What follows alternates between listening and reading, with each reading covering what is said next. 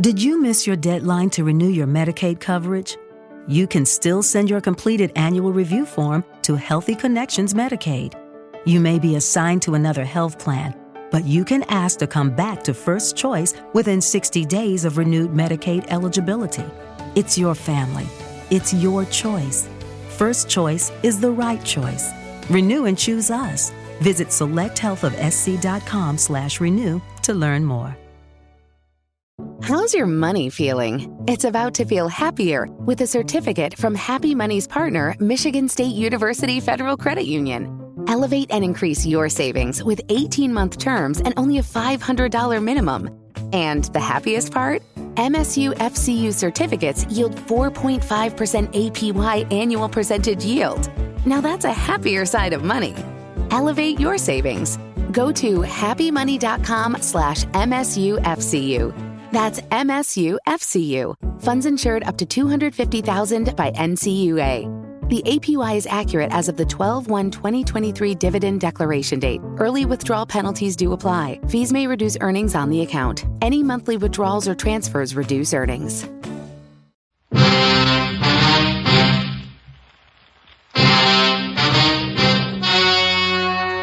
The story you are about to hear is true. Only the names have been changed to protect the innocent. Fatima Cigarettes, best of all long cigarettes, brings you Dragnet.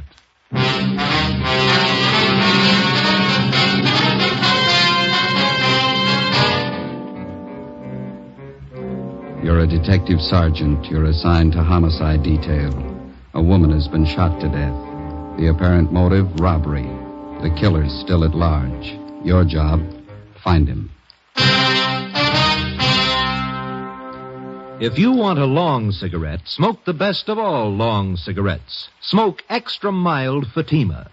Yes, Fatima is the king-size cigarette which contains the finest Turkish and domestic tobaccos superbly blended to make it extra mild, to give Fatima a much different, much better flavor and aroma than any other long cigarette. That's why Fatima has more than doubled its smokers coast to coast. Enjoy extra mild Fatima yourself. Best of all, long cigarettes. It's wise to smoke extra mild Fatima. It's wise to smoke extra mild Fatima.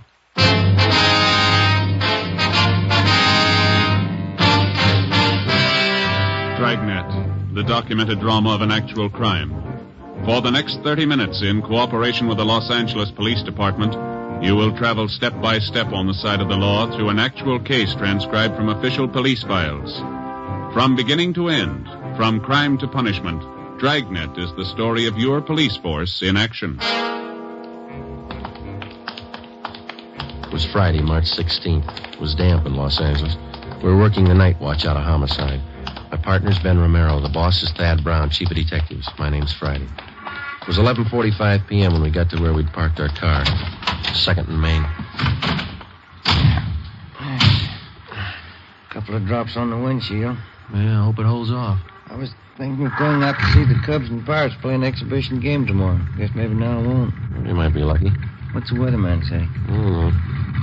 Get the radio on. It's a slow night. Yeah. Might not be tomorrow night. What? March 17th, isn't it? Oh, yeah. 62A, Collier Station. All units in vicinity of 102 South Virgil, 211 and shooting, code 3. It's a hot one. All units in vicinity Out of first, 102 please. South Virgil, 211 and shooting, code 3. Unit 13, take the call. Happy St. Patrick's Day. 11:58 p.m. We arrived at 102 South Virgil, the Bartlett Hotel, a 4-story building. Sergeant Scheimer met us in the lobby and informed us that the shooting took place at 11:40 p.m. in room 432, occupied by Mr. and Mrs. Theodore V. Benham.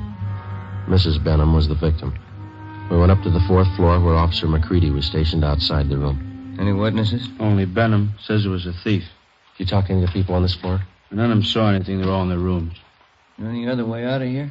That stairway in the rear leads to the roof. I took a look. Nothing up there. Mm-hmm. Where's Benham? Across the hall, lying down. Cox is with him. Okay, let's look at the body. went into the room, a dreary place with a single light hanging from the center of the ceiling. The carpet was faded and worn in spots. On the north side were a closet and a bathroom. Against the east wall was a dresser. Across the room was a double bed, and at the foot of the bed a window looking out over the roofs of adjoining buildings and the marquee of a movie house down the street. A steamer trunk was in the corner, and a straight-back chair was next to the door. The mirror of the dresser was smashed, and on the dresser a Gideon Bible. On the bed was the body of a woman sprawled face down. There were several splotches of blood on her coat. In the chair was a .32-20 revolver, which McCready said belonged to Benham, the husband of the murdered woman. We asked McCready to put in a call to the crime lab, and we went across the hall to question Benham. This is an awful shock. I'm not feeling well. I'm under doctor's care.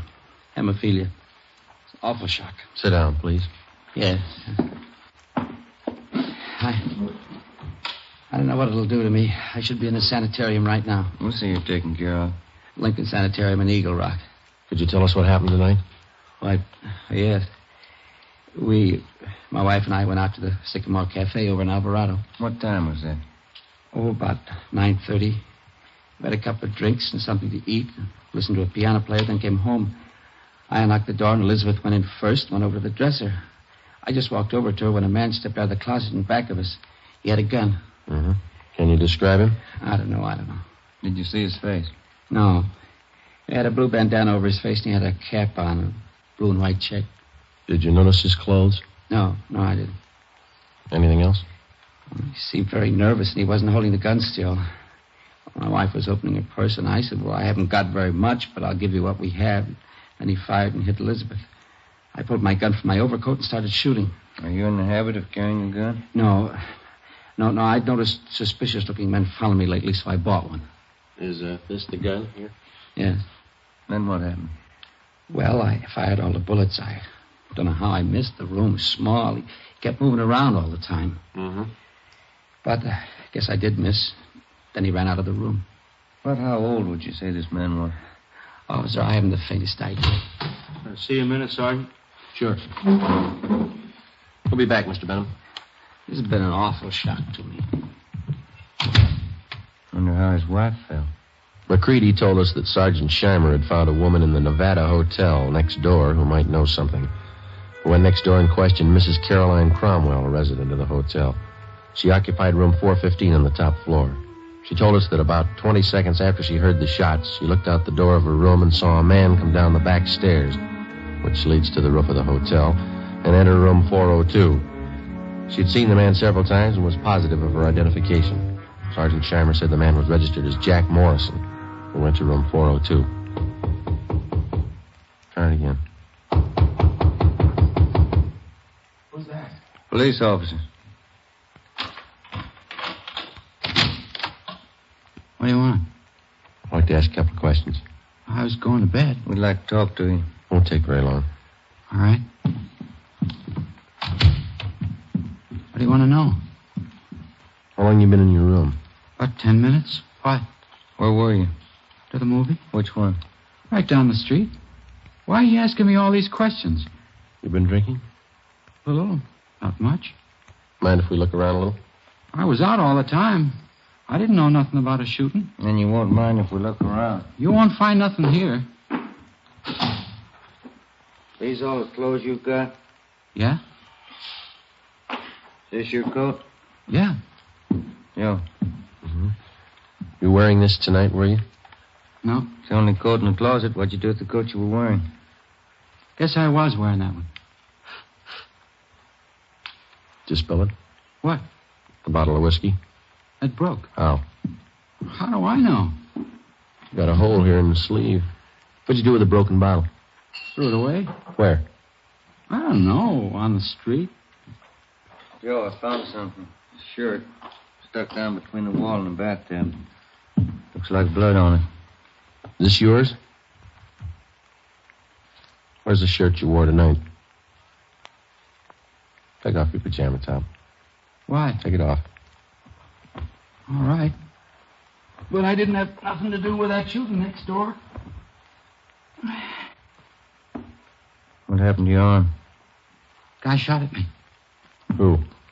I don't know. I bought a bottle and had a couple of drinks and went to the movie for a little while. Would you mind moving away from the bed, please? No. Thank you. I came out of the movie because I was getting dizzy, and I went up on the roof here to get some air. While I was standing there, a guy ran across the roof and shot at me. What'd the man look like? I don't know. He came from the roof of the hotel next door and ran into this place. How big was he? It was dark. I couldn't see. What'd you do? Well, after I was sure he was gone, I came down.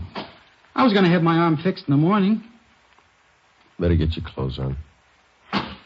Why? Well, you got a pretty bad arm. You better have it fixed up. We'll take you to George Street Receiving Hospital. It's all right. I don't have to go there. Find anything, Ben? No. You got a clean shirt? No. Well, you better wear your pajama top then. Oh, here's something. What did you say your name is? Jack Morris. Here's a card I found in the closet. It says, Tommy Kane, report for work, Joe's Cafe, 8 o'clock, March 1st. Who's Tommy Kane? That's me. Where you from? Elgin, Illinois. How old are you? I'm 22. Why'd you leave Elgin? No work. I've been bumming around. You ever been arrested? I was picked up on a vague charge a month ago. Here? Yeah. I don't know why you guys are bothering with me. When somebody gets shot, we bother. 1:30 a.m. We took Kane to Georgia Street Receiving Hospital, where they found that a muscle in his upper right arm had been severed and the right side of his chest was bruised. Before taking him to Ward 1300 General Hospital for further treatment, we took him back to the roof of the Nevada Hotel. Still trying to rain. Yeah. Well, where were you standing when you got shot at, Kane?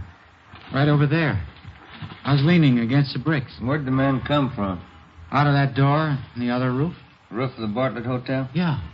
Was he running when he shot at you? Yeah, he was. Where'd he run? Right across here where we are. And then he went through this door here into the Nevada Hotel. Did you notice anything unusual about him? Well, his face was covered with a handkerchief, and he wore a checkered cap. Thought you said before it was too dark. Well, I could see that. I mean, I could see that. I couldn't see his face. And you were standing over there by the parapet? Yeah. About here? Yeah, that's it. Mm-hmm. All right, let's get over the roof of the Bartlett. It's a little high. Can I help you over? No. Come on, Ben.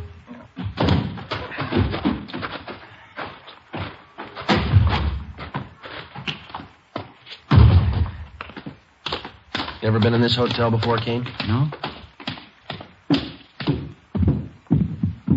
Everything all right, McCready? Yeah. Crime lab's here. Checking the murder room. Benham awake? I think so. Mr. Benham? Yes? Mind if we come in? Of course not. You ever seen this man before? Let me see. Can you stand over there in the light? My eyes aren't as good as they used to be. Okay. Move over there. How's that? That's better. This the man who shot your wife? No, that's not the man.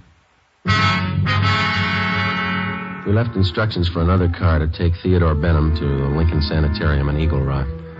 We took Kane to Ward 1300 General Hospital. 2:42 a.m. We arrived back at the Bartlett Hotel, where police chemist Ray Pinker had finished his examination. 3 slugs, 38 caliber, and 5 slugs, 32-20, were found in the mattress and the walls, all on the same side of the room.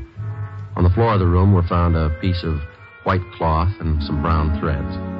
Ray Pinker returned to the crime lab while Ben and I made a search of both hotels, the incinerators, the alley, and all likely places for the missing 38. It was not found.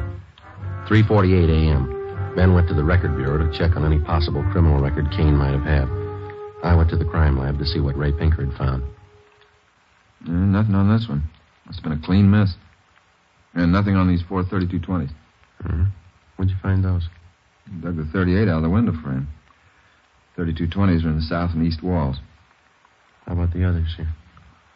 Well, on these 2 38 slugs, I found minute portions of threads.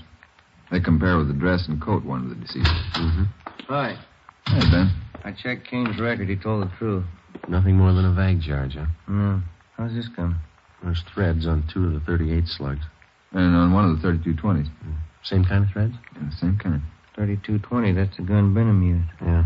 Did you check the cloth yet? I will right now. Benham must have been shooting an awful while. Where'd you find that 3220 slug, Ray? On the floor near the bed. Nothing on any of the other 3220s. No. Yeah, this piece of cloth matches the shirt. How about the coat and those threads? Got only a couple of threads that might match. Let me have the coat. Here you are. We better have Benham take another look at Kane, huh? Yeah, I guess so. I could use a cup of coffee. How about you? As soon as we get finished. How about it, Ray? I've got to make it. All right. Yeah, they match. Oh, that's it, huh? Oh, one more thing. Yeah? Fresh stains on the carpet of that room. What kind? Whiskey? March 18th, we picked up Benham at Lincoln Sanitarium and drove him to the General Hospital. 3 times he asked us to stop someplace so he could have a drink. We told him he'd have to wait. We arrived at Ward 1300 at 1:40 p.m., and Kane was brought out. Take a good look, Mr. Benham. No, that isn't the man. I'm sure of it. All right, Kane, tie this handkerchief over your face. No, this way. That's right. Now put on this cap. Okay, now stand over there, please. Now, a little further. That's good. All right, Mr. Benham? You know, his eyes and forehead look a little familiar, but I don't know. Well, my nerves are all shot. I can't be positive. I'm a sick man. All right, Kane. Wish I could help you, boys. So do we. Come along, please. You don't have to take me back to the sanitarium. Just take me to a streetcar. I'll make it all right. We'll take you. Sergeant, Yeah, could I see you a minute? sure. Yeah? Did you notice anything when you first brought Kane out of the ward? No. You must have been closing the door. Yeah, I was. And that man, Benham, he winked at him.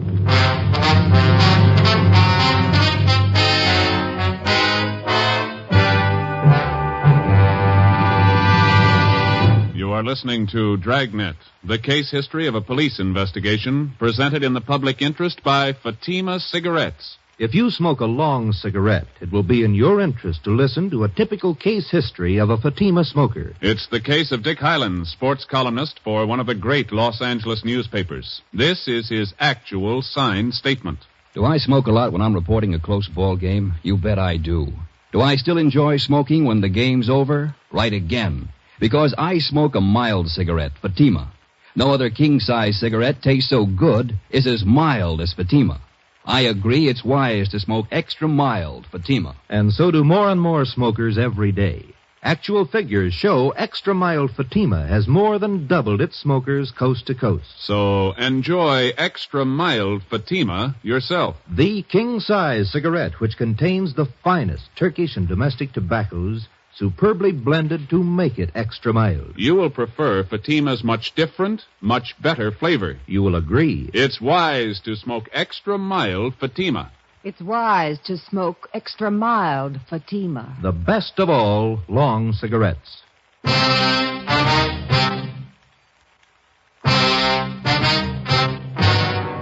We took Benham back to his sanitarium. On the way, he asked if he could be excused from testifying at the inquest and preliminary hearing. We told him it couldn't be done.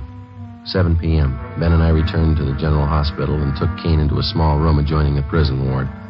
After 3 hours of interrogation, he stuck to his story. Cigarette, Kane? Thanks. How's the arm? All right. Hurts a little now. When you guys going home? When we get a straight story. I've been telling you all I know. Yeah, you've been telling us the same story for 2 days, but it doesn't hold water. What do you mean? How do you account for the fact that parts of your clothing were found in that room? I told you before, you must have made a mistake. No, it's no mistake. And Mr. Benham's starting to think he recognizes you. What? Why'd he wink at you? He didn't wink at me. We got somebody here who saw him. And he seems to think whoever did the shooting didn't take the gun with him. When we drove him back to the sanitarium, he asked us if we found it yet. He thinks we will. How long has Benham lived in L.A.? A long time. How long? Why do you want to know how long he's lived here? Is the dead woman really his wife? Well, certainly she's his wife. Why? Where's he been since the shooting? In the sanitarium in Eagle Rock. What's the matter with him? Hemophilia. You know what that is? No. You sure that was his wife? Positive. She wasn't a stool pigeon? Stool pigeon? Where'd you get that idea? You guys never saw her before? Never. You never heard of her? Kane, what's eating you? Did you check on her? We always do. You don't make mistakes on anything like that, do you? Not off. Look, she was a pretty nice woman from all we could find out. Happily married for 30 years. Something's wrong. What, Kane? What's wrong? Hold that up. Yeah? Yeah. What'd Benham say about me? We told you. He says you look a little bit like the man. Did you say anything else? He winked at you, Kane. Why? She wasn't a bad-looking woman. Wasn't she, Kane? All right, now how about it? You guys swear that was his wife? Yeah. Okay, I'll tell you where the 38 is. Where? The mattress on the roof of the Nevada Hotel. Benham cut a hole in it that day. He told me to hide the gun there after the shooting. All right, let's have a look. I don't want anybody to know I'm telling you this. Why? Benham's a real smart guy. He's got a gang. He's in on it as much as I am. Yeah? He double-crossed me. He tried to kill me. I'm going to jail. He's going with me. Maybe he will. Kane told us that he had known Benham for about 2 months. During that time, Benham helped him along by giving him a couple of dollars every once in a while. On March 11th, Benham got Kane a room in the Nevada Hotel and gave him $20 to buy a gun, which Kane did. On March 15th, he gave Kane a blue bandana and a checkered cap. On March 16th, he told Kane that he'd been sent by a gang in Chicago to kill a woman who was a stool pigeon. He promised Kane $100 for his help. Early that evening, Benham told Kane how to enter their room and where to hide. When they came home, Benham stood by the door. Kane stepped out of the closet and, after a few words, shot the woman. As he moved toward the bed, Benham started shooting at him. Kane ran from the room and hid the gun in the mattress on the roof, then went to his room and flushed the cap and bandana down the drain. 11:15 p.m., Ben and I found the gun where Kane said it would be. 38 Special Detective Colt revolver, 2-inch barrel, number 381327. 11:52 p.m., we checked and found no evidence that Benham belonged to any kind of a gang. March 19th, 9 a.m. Ben and I reported into homicide and picked up Captain Steed. We went over to Dr. Wagner to learn his autopsy report. It showed that the deceased had been shot 3 times. 2 .38 slugs and 1 .32-20 were recovered from the victim's body. They were initialed for evidence. 8 p.m., Captain Steed, Ben, and I went to the sanitarium and told Benham that there were a few angles we wanted to clear up before the inquest next morning. Benham got dressed, and we drove back to the Bartlett Hotel. It was raining. I'm still trying to remember what happened. I was very shocked that night. Yeah, I suppose you were. Well, sometimes my memory comes back for a little bit. The red light? Yeah, I see. You know, the man who did the shooting knew you lived in room 432, and he knew you'd be gone that night. How do you suppose he figured that out? Well, I've been noticing that a lot of men had been following me. Suspicious-looking men. I told that to Sergeant Friday, didn't I, Sergeant? Yeah, that's right. Must have been one of them. You ever give money to characters on the street so much they might follow you? Hey, that must be it. Many times I used to do that. I'd be nice to them, they'd try to make friends. You remember any of them? Yeah, I do. There was old man Dorsey, and Jolly Swanson, and a fellow named Blaine. Kane? Yeah, that's it, Kane. There you are. The young man you took me to see in the hospital. I'm thinking, I believe that's Kane. Are you sure? Quite sure. He's the burglar. What makes you think he was a burglar? Well, what else would he be? He didn't rifle any of the drawers or steal anything, did he? Must have got there just before us. Did you have anything important there? Yes, some insurance policies. And your wife? Yeah. How much? Oh, one policy for $4,000 and 2 for $2,500 each. Who's the beneficiary? Well, I am. We took Benham up to room 432, where he got out the insurance policies on his wife and showed them to us. Then Captain Steed asked him to reenact the shooting. Benham acted as the killer, I played Benham, and Ben acted as his wife. Well, the man was over here in the closet. My wife and I came in that door, and then my wife went over to the dresser. Oh, over here? Did you turn on the light? Oh, yeah, and then I closed the door and went over behind her. Like this? Oh, she was closer to the bed. Here? Yeah. Were you standing next to her? Yeah. You start to take off your coat? Well, I was just going to when this man stepped out of this closet here. How far? Oh, here. Yeah, right here. And then what? Well, he held the gun in his hand and asked how much money we had. Elizabeth said we didn't have much. From here. Yeah, but she turned around. Like this? Yeah, that's it. What happened then? Well, then I said I haven't got very much, but I'll give you what we have, and he started shooting. Yeah, but you said before that your wife started looking in her purse. Yeah, that's it. She did. I forgot. And that made him think she was going after a gun. How do you know? Well, I suppose that's what he thought. He shot, and Elizabeth fell on the bed. I pulled out my gun and started shooting, and the man ran out the door, and that's all. That's exactly what happened, huh? Just as I remember it. Will I help you? Not very much. What's the matter? Well, if you were standing where I am, there'd be bullet holes on that side of the room there, wouldn't it? They're all on this side. I see. I got it. Come with me. Where are you going? On the roof. What for? I want to show you something. It's raining. There are 2 umbrellas in the closet. I'll get them. Why do you want to go up there? I think I know where that gun might be hidden. I'll bet it's there. Here, you take this umbrella. Thanks. We'll take this one, Captain. Let's go.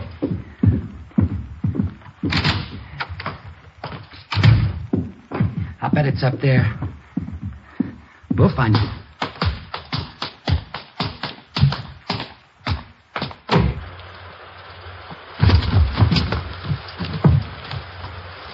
You got your flashlight, Ben? Yeah. Should be around here somewhere. What? A mattress. My wife used to take sunbaths on it. Where would it be? Well, just about here. I don't see any. You sure it's up here? I bet it's on the next roof. Didn't you say Kane lived in that hotel? He probably moved it. Hey, flash your light over there behind that elevator shaft. There? Yeah, there. You see it? We have to climb over this parapet to get on the other roof. Watch it, Cap. It's pretty slippery. Okay. Yeah, it is slippery.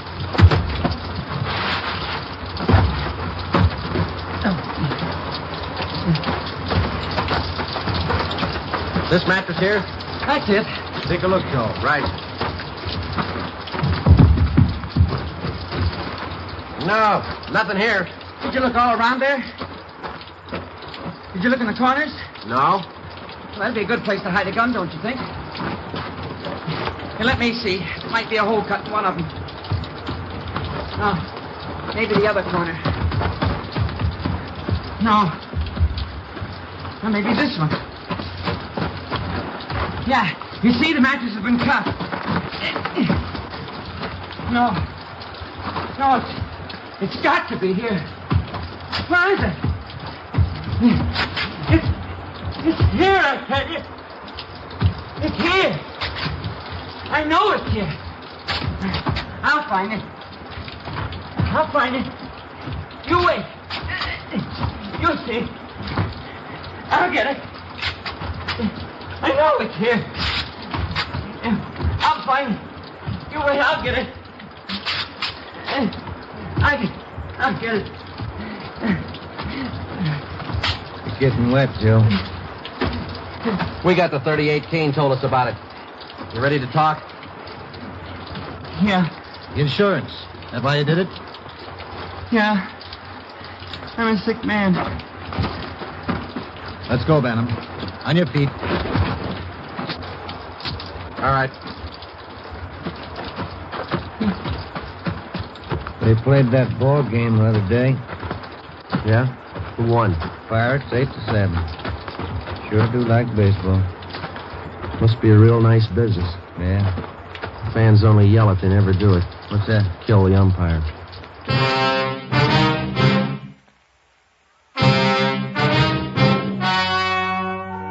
The story you have just heard was true. Only the names were changed to protect the innocent. On July 2nd, trial was held in Superior Court, Department 89, City and County of Los Angeles, State of California. In a moment, the results of that trial. It's amazing how many long cigarette smokers are changing to extra mild Fatima. Here is the actual report. From coast to coast, extra mild Fatima has more than doubled its smokers. Yes, more and more smokers every day are discovering that Fatima is the king-size cigarette that is extra mild. Extra mild because it contains the finest Turkish and domestic tobaccos superbly blended to make it extra mild, to give it a much different, much better flavor and aroma. Enjoy extra mild Fatima yourself. Best of all long cigarettes. It's wise to smoke extra mild Fatima. It's wise to smoke extra mild Fatima.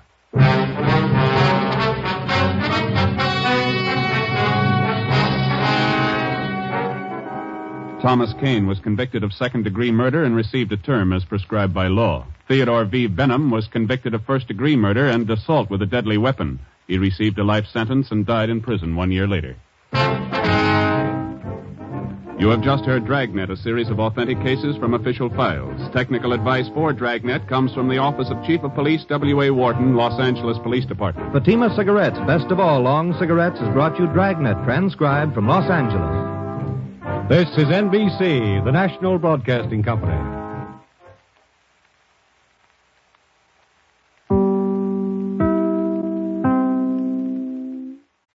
Judy was boring. Hello. Then Judy discovered ChumbaCasino.com. It's my little escape. Now Judy's the life of the party. Oh, baby, mama's bringing home the bacon. Whoa, take it easy, Judy. The Chumba life is for everybody. So go to ChumbaCasino.com and play over 100 casino-style games. Join today and play for free for your chance to redeem some serious prizes. ChumbaCasino.com. No purchase necessary. Void where prohibited by law. 18+ terms and conditions apply. See website for details. With the Lucky Land Slots, you can get lucky just about anywhere. This is your captain speaking. We've got clear runway and the weather's fine, but we're just going to circle up here a while and get lucky. No, nothing like that. It's just these cash prizes add up quick. So I suggest you sit back, keep your tray table upright, and start getting lucky. Play for free at LuckyLandSlots.com. Are you feeling lucky? No purchase necessary. Void where prohibited by law. 18+ terms and conditions apply. See website for details.